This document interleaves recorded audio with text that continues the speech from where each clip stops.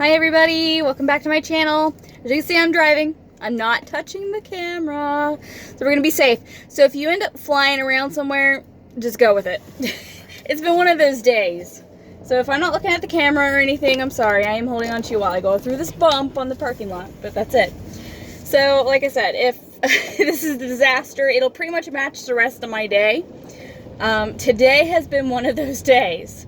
So if you ever had a day where literally nothing has like gone horribly wrong, but it's also not gone well, that is my day. I want to pull my hair out. Just nothing could be simple today at all. And that's kind of been how the weekend went, but today was just like the topper. And I'm only working a 3-day week. I work this weekend, every day this weekend, so Saturday, Sunday, and I'm working Monday, Tuesday, Wednesday, and then I'm off. So I think the universe is punishing me for having a couple days off because, wow. But anyways, that's why I'm not here for that today. I'm going to talk to you about Little Nightmares because I finished playing the game. It's been about 2 or 3 days, and I wanted to hurry up and do a video. That's why I'm not waiting, because the longer I wait, the less I'm going to remember about the game. I enjoyed it. The game was something that I was nervous about. If you remember, I talked about it a little bit before, and being nervous that I wasn't going to be able to understand the mechanics of it and how it's a 2D game but a 3D world, and I was worried that like I'd fall off the map a lot because I know the first game had that issue. Second game, not that bad. So the second game mechanics seem to be a lot nicer, and I've heard a lot of people say that. Like I said, I've not played the first game. I'd like to, but I think I'd be too frustrated. So the second game, it seems that they corrected their problems. I only had a couple of instances where I was a little bit confused, but once I saw what I did, I was fine. A lot of the times when I would die, it was hilarious, just because you would go running real quick to jump off of a side of a building, and you just like and then your character that's along with you, your partner, that she just looks at you and shakes her head and walks away. Like, oh gosh. So like I said, I've seen the game be played before, so it wasn't like it was a shocker at the end. There's a surprise ending. If you don't know what it is, and you don't want to know, skip this part. But anyway, you are a character named Mono. So it's suggested you're a little boy, and your name is Mono. And you find this little, what suggested a girl, and she's being held captive by these people, and you save her. And basically you're just trying to navigate through this world together. And Mono saves her a few times, and she saves you a couple of times. And she's really good about adding some interesting aspects to the story. And then she gets her raincoat.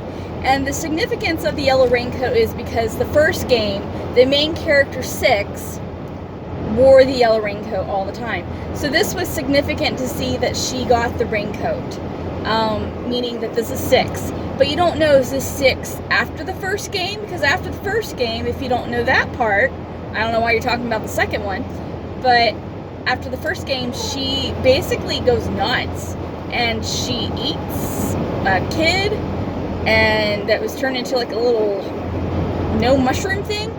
And she, in the DLC, I think defeats the evil, not even the DLC, I think it's the game. It's been a while. But she defeats the main lady, like the big boss lady that runs the ship that she's on. So Six is pretty hardcore. And so you're with Six, and your character Mono, he keeps getting into this situation where he's getting attracted to this television, which is what all these people are being attracted to, is the television, to the point where like they go to their desks to see this television. They're obsessed with it. And he is also kind of obsessed with it, and he keeps trying to go into the TV world, and Six keeps pulling him out. And at the end, he goes into the television world to go save Six because the tall man, I don't know what he's called, the tall man kidnaps her, right? So you go into the television world, you're trying to save Six. Six turns into this humongous monster. It's a whole thing. I was scared for that level because I didn't think there was ever going to be a way I was going to figure it out. It wasn't that bad. It definitely helped that I've seen people play in the past, but I didn't cheat. I figured it out on my own. I was pretty proud.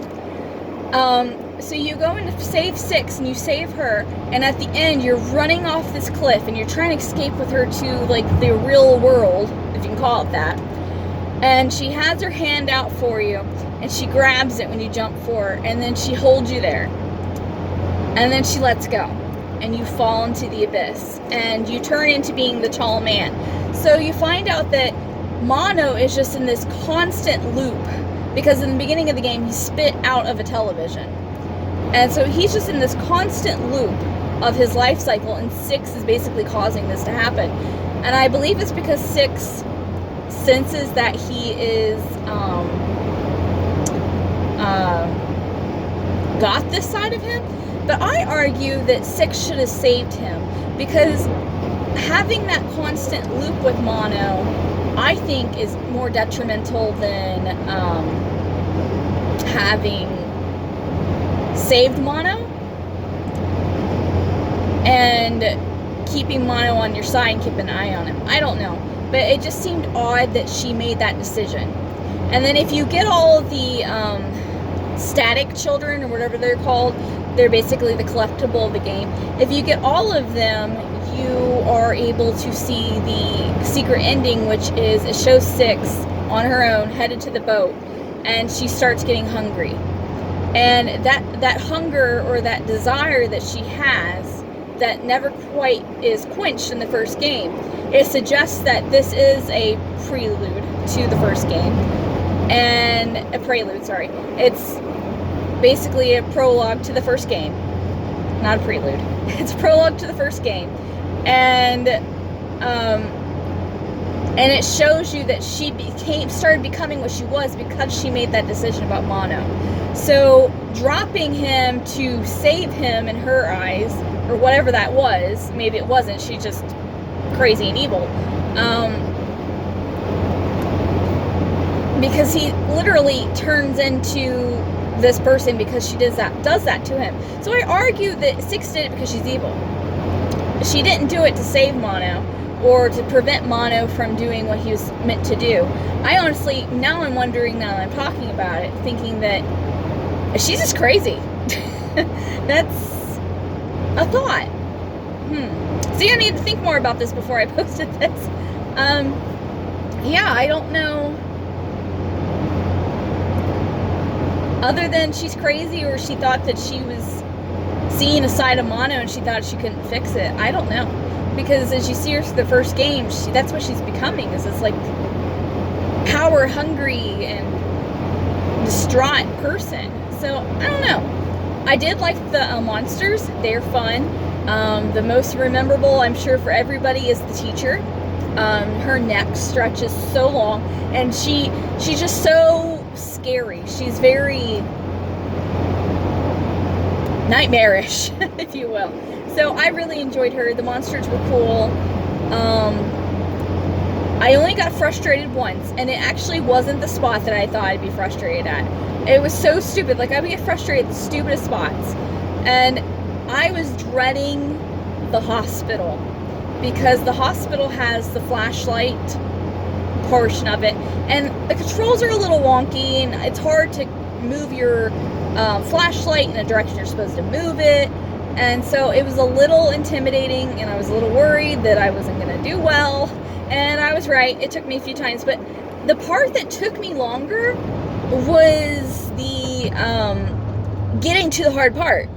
Because it's a very unforgiving game. So if you, like, mess up once, you're basically screwed. And so you would finally figure out where you were supposed to go to the next part. And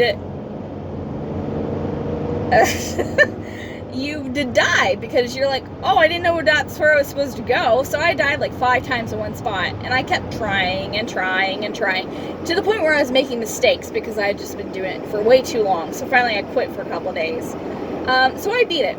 I would give it an 8 out of 10, and that's just because I'm picky about controls, and sometimes the game would make it a rule that this would happen if you do it this certain way, and then other times it would not do that. So it was a little inconsistent with rules, but I liked it. it definitely has more of an ability to replay than the game that I played, Plague Tale. Now, Plague Tale, you'd probably replay it just for the storyline, but I don't plan on playing that for a while. Honestly, I actually deleted that off the memory off of my PlayStation because I don't plan on playing it for a while, and I had to make room for my new game I'm playing. So the playability for Little Nightmares 2 is much higher, so that's why it gets a higher rating. I'm getting ready to start, actually no, I've already started by this time that this is posted. I've started Life is Strange True Colors. So Life is Strange 3 True Colors. I am on chapter 2, and some interesting things have happened. And I'm curious to see what's going to happen next. All of it's going to be a surprise to me. The first half of the first chapter, I knew what was happening just because I've seen some people play it.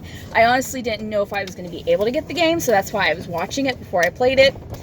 And so I'm excited that I'm going to be able to play it and get to have my own experience of it before I get any big spoilers. So I'll definitely talk to you guys as I'm doing it and what I think. American Horror Story Death Valley is having their finale this week. I'm going to be out of town, so I'm going to miss the finale to talk about it right away. So when I get back in town, I'll talk to you guys about it. I'm surprised that's getting ready to end. It went very fast, but that's for another day. So like I said, Little Nightmares 2, if you haven't played it, it's worth playing. Don't feel like you have to play the first game to play the second game. I feel like you can get away with it. Like, as long as you know the guy's mono and the other one's 6. Because really, like I said, it's a prologue. So really, you can play this game and then play the first game and you'll be good to go. I just realized I have dirt on my face.